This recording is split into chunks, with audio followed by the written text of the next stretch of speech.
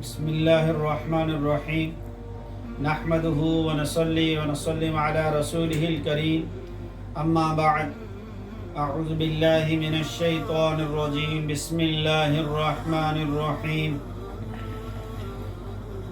تبارک الذی نزل الفرقان على عبده ليكون للعالمین نذیرا صدق اللہ العظیم وصدق رسولہ النبی الکریم۔ اللہ تبارک و تعالیٰ کا شکر اور احسان ہے کہ اللہ تبارک و تعالیٰ نے ہمیں ایک بہترین مہینہ عطا فرمایا ذی الحجہ کا۔ آج ذی الحجہ کی 13 تاریخ ہے۔ میں امت مسلمہ سے درخواست کر رہا ہوں کہ امت مسلمہ تھوڑا اس کی طرف توجہ دے۔ مدارس اسلامیہ کا تعلق جو ہے اور مساجد کا تعلق جو ہے وہ خالی ہو رہا ہے۔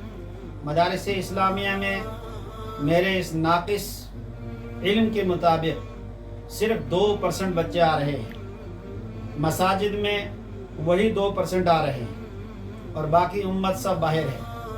ہمارا اختلاف امت کے اندرون سے نہیں ہے بلکہ ان بچوں سے ہے، ان نوجوانوں سے ہے جو سالہ سال مسجدوں میں نہیں آتے، مدارس کا منہ نہیں دیکھتے ہیں۔ ہمیں چاہیے مدارس کے ساتھ ساتھ ہر گاؤں میں اپنا اسکول قائم کریں، ہر ایک بلاک میں اپنا ہاسپٹل کا نظام قائم کرنا ہے۔ ہمیں اپنا کالج چاہیے تاکہ ہم ساری ضرورتیں اسلامی طور و طریقے سے ادا کر سکیں، ورنہ ہمارے پر ایسے ظالم مسلط ہو جائیں گے جو ہماری ماؤں اور بیٹیوں کے ساتھ، ہمارے نوجوانوں کے ساتھ، ہمارے بچوں کے ساتھ ایمان کا سودا کرنے کے ساتھ ساتھ ننگا ناچ کرائیں گے۔ جیسے ہم نے دیکھا کہ آپ ٹانگیں کھڑی کرو، آپ کپڑے نکال دو، اب سانس روک دو، یہ ہمارے مذہب اسلام میں نہیں ہے۔ ہمارے پاس سب سے بہترین ورزش، سب سے بہترین طریقہ نماز ہے۔ آپ 5 وقت نماز پڑھیے، سارے ورزش آ جائیں گے اس میں۔ اور اس کے بعد ہم سکولوں سے غافل ہیں۔ ہمارے بچے اسکول میں چھوٹے سے لے کر بلوغت تک، جس کو حدیث میں آتا ہے الشعب شعبۃ من الجنون، کہ پاگل پنی کے نشوں میں سے ایک نشہ وہ جوانی کا ہے، جو ہماری خلط ملط تعلیم سے ہو رہا ہے۔ ہمارے پاس ایک نظام حیات ہے، ہم مسلمان ہیں۔ پورے علاقے میں دیکھیے ہمارے پاس کوئی ہاسپٹل نہیں، ہمیں اپنا کوئی کالج نہیں، ہمارے پاس کوئی یونیورسٹی نہیں۔ نتیجہ یہ ہوا ہم کھانے پینے میں لگ گئے اور امت کی نسلیں در نسلیں ختم ہو گئی۔ یہ تو ایسا ہو گیا کہ ہم آئے راہ سفر میں ہمیں کچھ خبر نہیں جانا کہاں ہے۔